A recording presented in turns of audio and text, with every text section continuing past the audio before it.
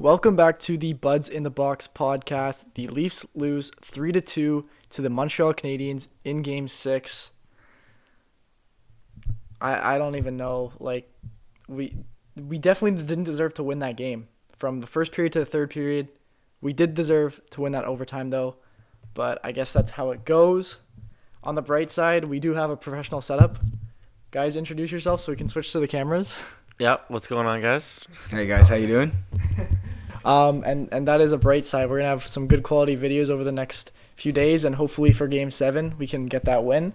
And before we get started, make sure you guys go click the link in the description and check out the People's Cup. Use code BUDS15 for 15% off of these awesome cups. They have all the original 6 teams and the Canadian teams, not just the Leafs team. And these are the coolest things ever. You can take a shot, and you can also drink like a beer glass. So let's get into the game. What are your guys' first thoughts?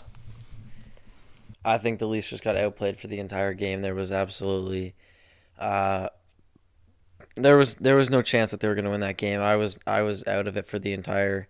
After that second goal went in, I basically thought the game was over, and then the Leafs did tie it up, and they had a good overtime. But Travis Dermott just decides to shit the bed. So. There's no reason the Leafs should have been in that game whatsoever. I mean, that was just a poor showing right until the 55 minutes of poor gameplay until the final 5 minutes, and then we finally see some life. It's not going to win you a hockey game, and we know that best, including when the Leafs played from behind. You know, if we could have played that whole game kind of like that and then scored those 2 goals, you never know what could have happened. But just sloppy play. And I don't know about that Nylander call. I don't know about you guys, but Gallagher literally chops off Campbell's hand, nothing, and then Nylander bumps into Price. So just the way the game goes. Yeah, I mean, throughout the whole game, we were clearly, the worst team. I mean, right at the start of the first period, you can tell. I mean, the shots were like 15-5 within the first 10 minutes of the game. The Leafs came out probably like the Buffalo Sabres at the start of the season on that 17-game losing streak. Like, that was a joke to watch. And, just going in further into the game, completely outplayed in the first period, completely outplayed in the second period, and then letting in 2 goals at the start of the third period. And, I mean, just making some dumb decisions in the third period. But that first period, I don't even know how to say it. The most crucial period for the Leafs is the first period, and they shit the fucking bed. What do you guys think about the first period? There's no goals, but... Well, in terms of the way they played, they were lucky to come out with a tie. 0-0 was the absolute best outcome for the Leafs after the first period. There's no way they were going to have a lead after that period. There was no way they were going to even be within I don't know how to say it. Yeah. But you know what I mean, like they were just outplayed completely. Like, the fact that it was a tie after the first was a miracle. So they were just horrible. I think even if they won the game, I'd be saying the same thing. I'd say even if they won, I'd be like, I know they won, but that was a terrible game. You can't play playoff hockey like that. So. Yeah, I mean, there's no doubt about it. Like I said last podcast, when did the Leafs get double outshot, or shots doubled? And it was like that most of the game until the final 5 minutes. So you're not going to win a game against Carey Price with shots like that. Yeah, that's for sure. I mean, maybe, potentially, the fans could have had something to do with it. There was 2,500 fans in the building, right? But I don't know. They've never played in front of fans before, actually. No, I'm just saying, momentum-wise, and I've never Montreal played like the Colorado Avalanche in that first 5 minutes of the game. I've never seen them play like that. They look like a Stanley Cup winning team. But regardless, I mean, I'm not a guy to make excuses. The Leafs did get outplayed. They did not deserve to win that game, right? Whatsoever. It would have been nice, like Felly said, but they did not deserve it. Second period, pretty much the same thing. I mean, Leafs getting dominated. They started to wake up. Right, they brought the shots back. I think the start of the second, they came out flying. The shots were 15-12, but still, just like Matthews and Marner. I want to get into them now because even though they didn't show in the overtime in the third, or they actually started to show in the overtime, but just the second period, just nothing from them. What do you guys think? I mean, it's sad to say, but it's been like that most of the series. I don't know if I'm missing something, but they're our two best players right now, as of right now, obviously, and they're kind of invisible this series. And if we're gonna have a difference maker, it's gonna be them, obviously, in this Game 7. We need them to step up. You saw Matthews' emotion after that OT goal, and he's got to show some more emotion on the ice. There's nothing really else that you can say about them. They were horrible. It wasn't even like they were unnoticeable. They were noticeably not good. Like, in terms of them being superstars, they were like okay for like certain spurts of like the moment. They made some good plays. Like Marner had that one chance where he got slashed and that would have been a goal. But like, they were just absolutely bad. They did nothing in my eyes. This entire series, they've combined for one goal.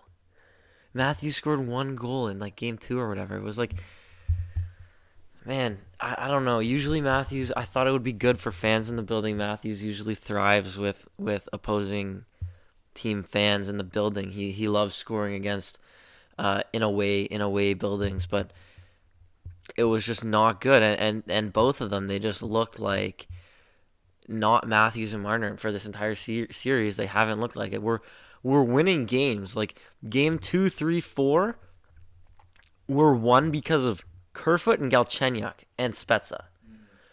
You know, you can't count on those guys to win every game. So the last two games, Matthews and Marner haven't done anything, and then you can't really count on Kerfoot and Galchenyuk to be extremely consistent. Yeah. Right? So like, yeah, you can get your offense from Kerfoot and Galchenyuk the odd time, and obviously Nylander's been hot. But like, Matthews and Marner have to contribute a little, and I get that there's game plans to shut them down, right? That's the team's game plan going in. I mean, it's the leading goal scorer in the league, and then like the third leading point getter, right? So like, obviously they're gonna have tactics to try and slow them down, but if you're good enough, you should be able to overcome. I mean, look at Ovi on the power play. Right? Everybody has a game plan, and he literally just stands there and does nothing. So. Yeah, well, Matthews did it all year in the regular season. They put people on him, and he still managed to score 41 goals in like 50 games. That's the thing. Teams had game plans before this series to stop Matthews because he's the best goal scorer in the league, right? Teams had game plans. For some reason, they're just not showing up, and it happened last year against Columbus. Marner did not show up. I mean, I think Marner has 16 playoff games without a goal. So, I mean, that just kind of goes to show, right? That's been X amount of games, no goals. Yeah. It's brutal. And then heading into the third, I mean, you could feel it coming. One power play. I feel it coming. Nylander bumps into Price. I mean, like Jude said, I don't get the Gallagher thing. Like, that's a joke. He pokes at Campbell after he has it covered for like 3 seconds, but Nylander bumps into Price. That was another issue, and that's not to like overshadow how bad the Leafs played. The refs were extremely inconsistent. Like, it was horrible. It was horrible. One thing gets called and the next doesn't, and then one thing gets called and then they think they have to make a makeup call for it. And it was just a whole, like, it was a terribly reffed game for both teams. Obviously a little more for the Leafs, I think, but for both teams it was a terribly reffed game. Yeah, and then that obviously led to the goal. I don't remember. It was Corey Perry, right? That idiot, too. He's such an idiot. A loose scramble in front. Puck pops out to Corey Perry, and the Leafs did challenge the goal.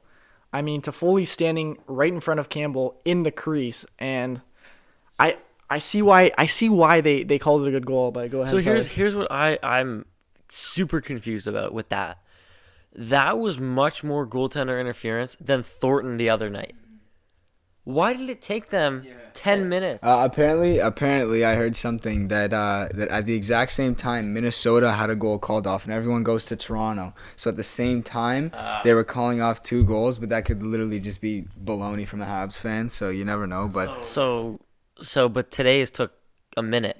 yeah, like 30 seconds. Barely looked at it. They're like, yep, that's a good goal. Toffoli was standing in the crease, cross-checked Brody into Campbell.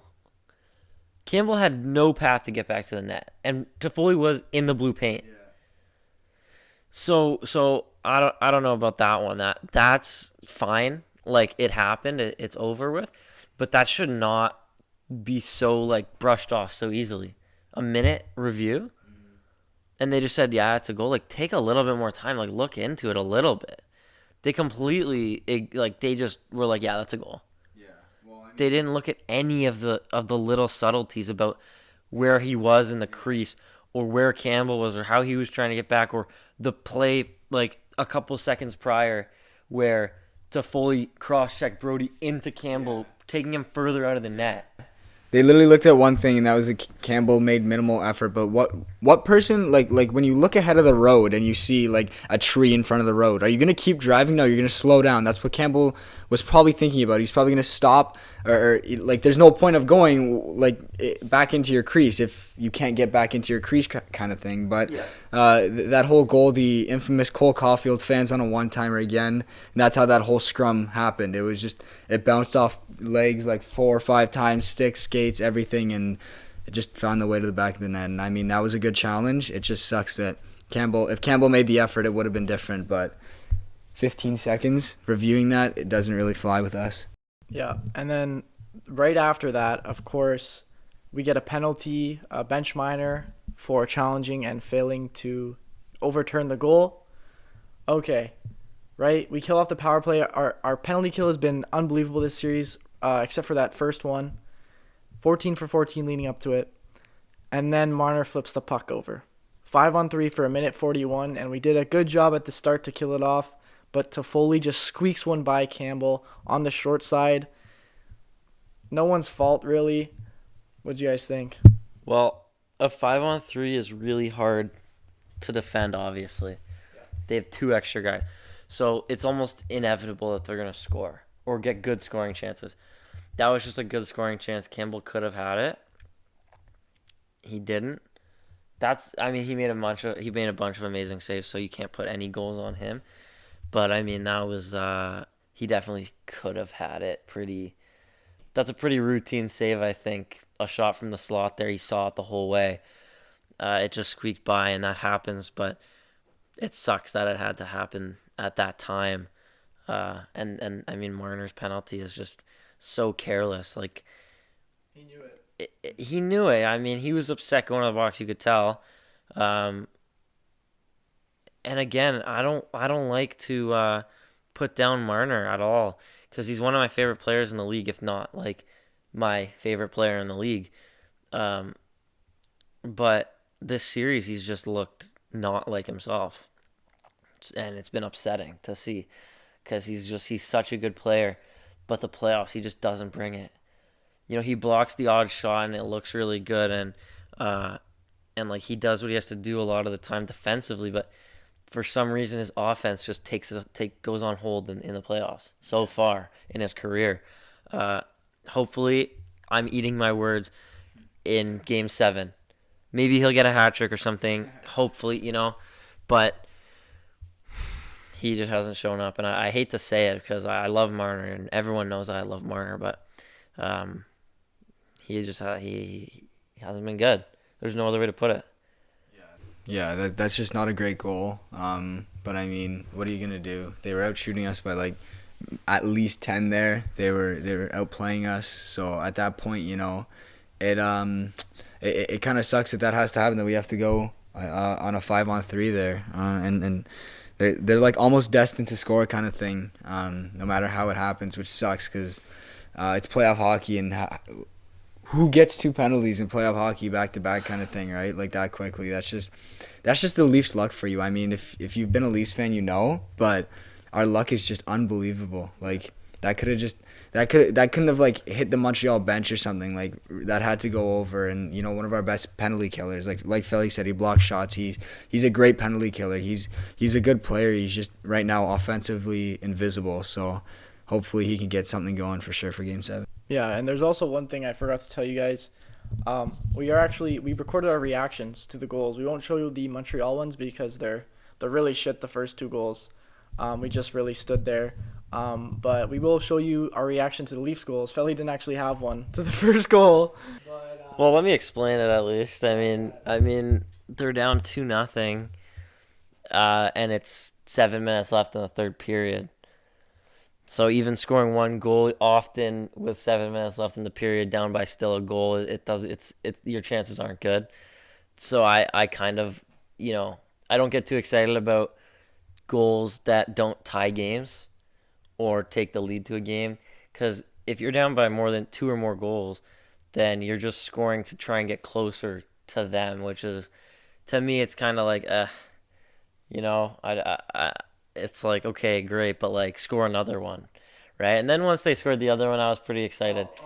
Yeah. Well, okay, so we'll play the first one here. What?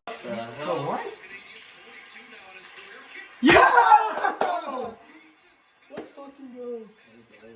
And then the second one, I mean, just a great break-in. Brody on the high slot shot, tipped off Petrie. Both goals were tipped off Petrie, actually, and into the back of the net. And I mean, we went fucking ballistic. Like we were going nuts. We had no hope at all for the Leafs, and they ended up coming back. So we'll play that one here.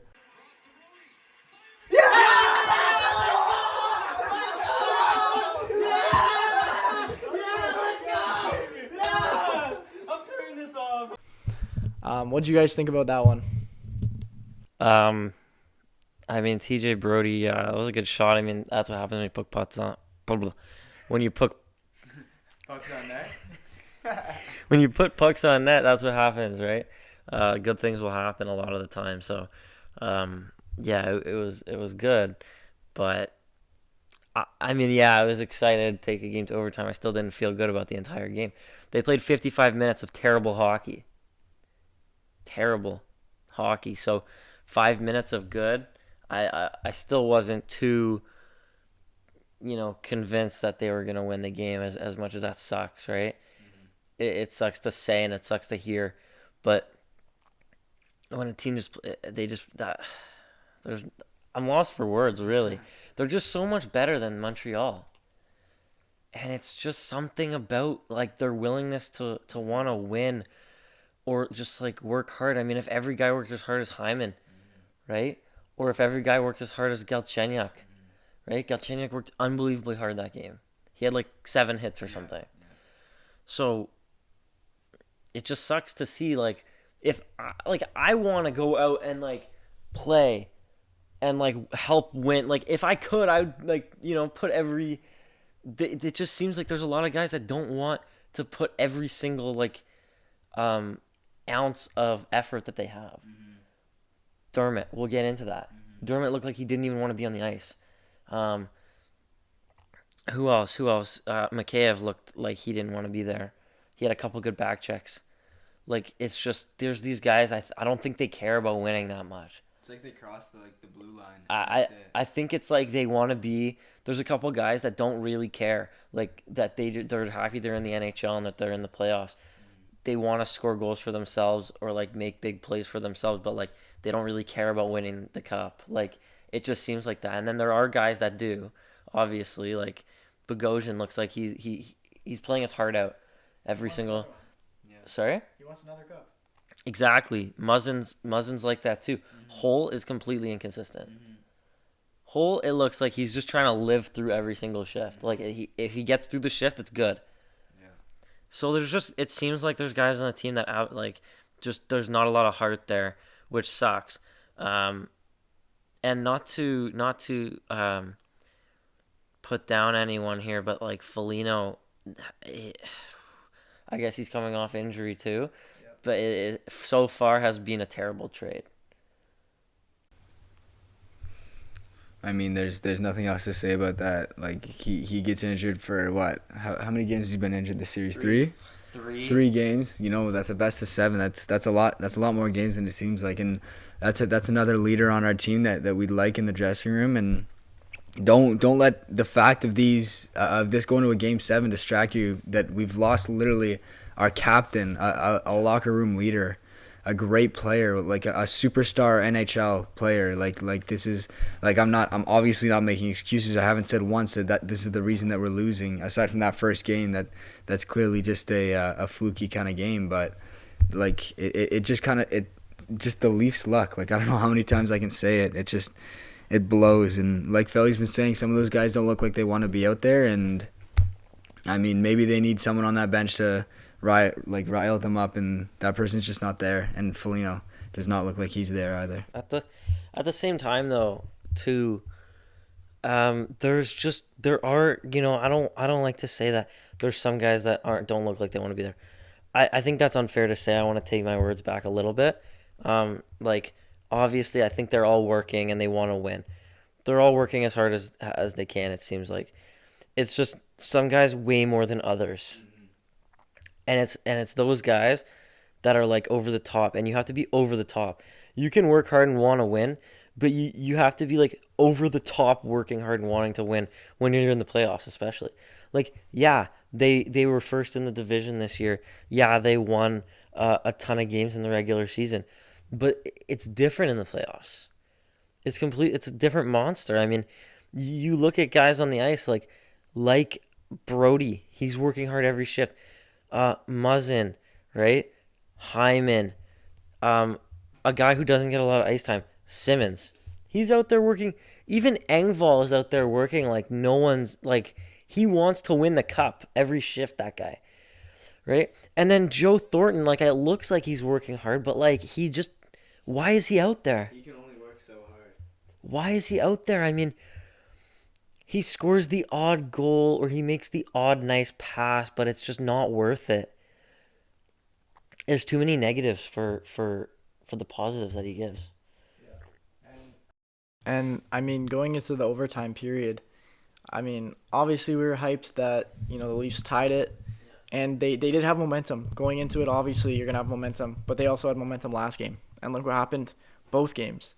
The shots were 10 for the Leafs and 2 for the Montreal Canadiens, and that second one goes in, tipped off Bogosian, turnover by Dermott. I mean, I don't even know what the fuck he was doing there.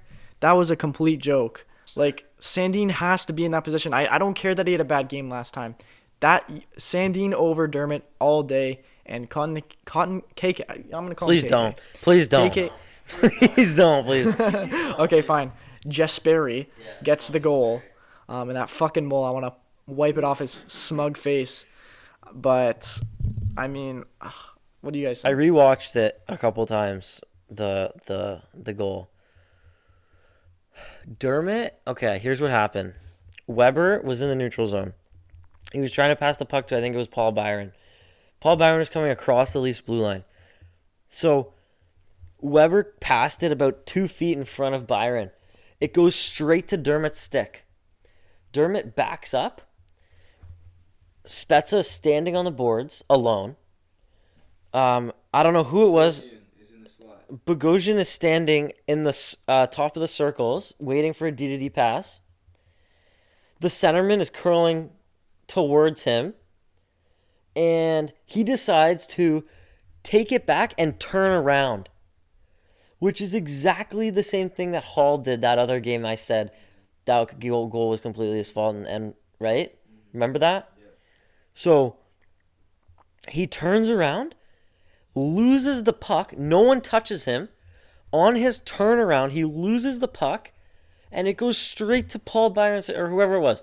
Straight to the Montreal stick, pass to the slot, off Bogosian in. It's like, could that event gone any worse? That is a routine play for an NHL player. All you have to do is chip it off the boards, out of the zone. Pass it D-to-D to your partner. Go to the centerman who's curling towards you. It makes absolutely no sense to me. Like, I don't know. I don't get it. Jude? I don't know. It's just it's not like It's not like an amazing goal, but as we saw, it happens to the best of them kind of thing. Like look at Carey Price with Petrie.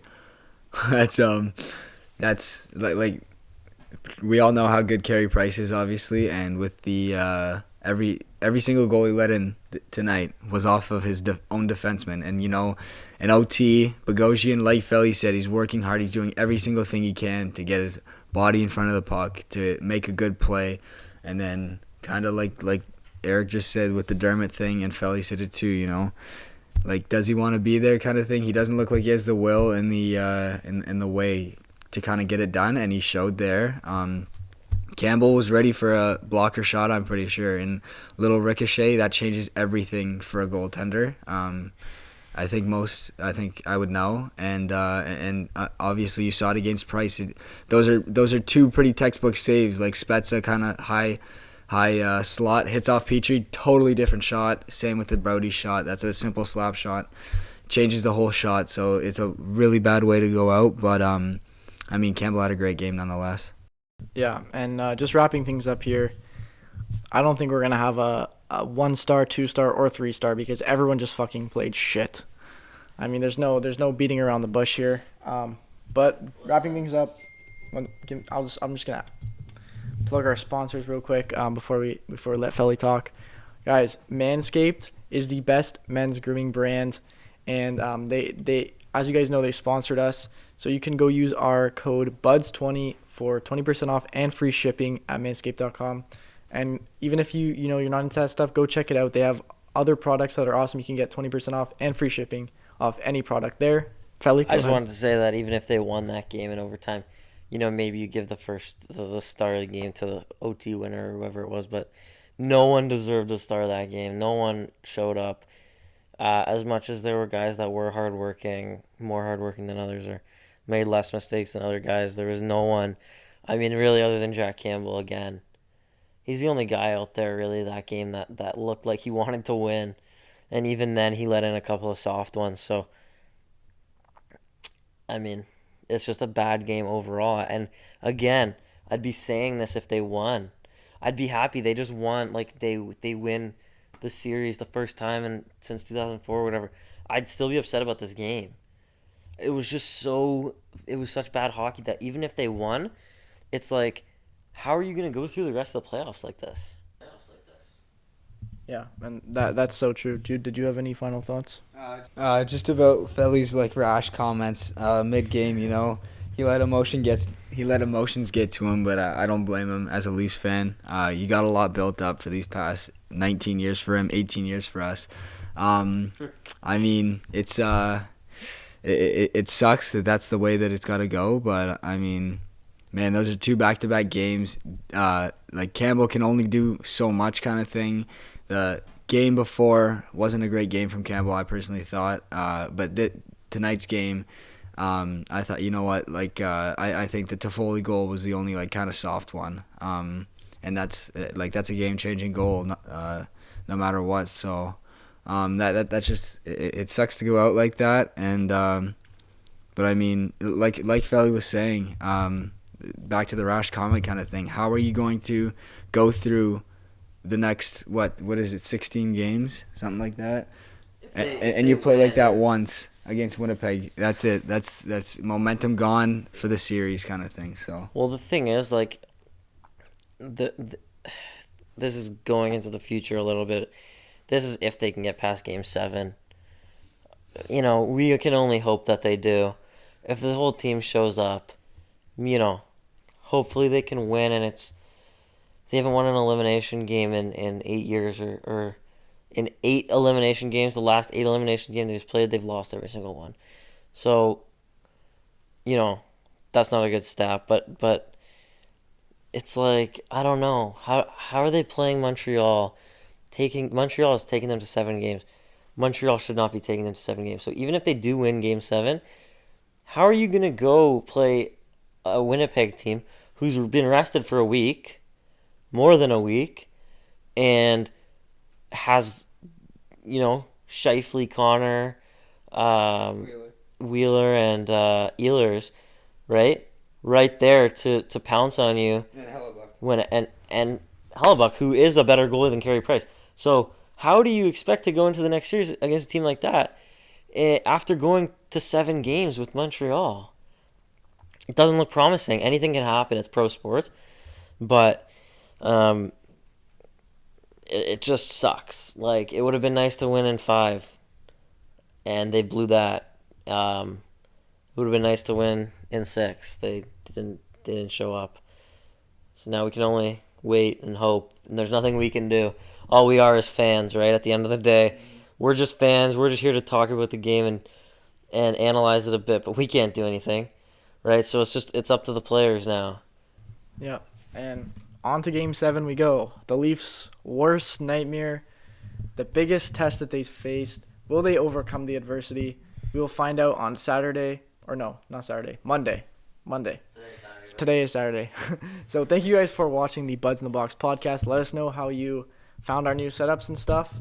We really appreciate you guys for sticking around this far if you did. If you're watching on YouTube, make sure to like, comment, subscribe. If you're watching or listening on Spotify, make sure you follow us and enter the jersey giveaway. Go check out our sponsors. This has been the Buds in the Box.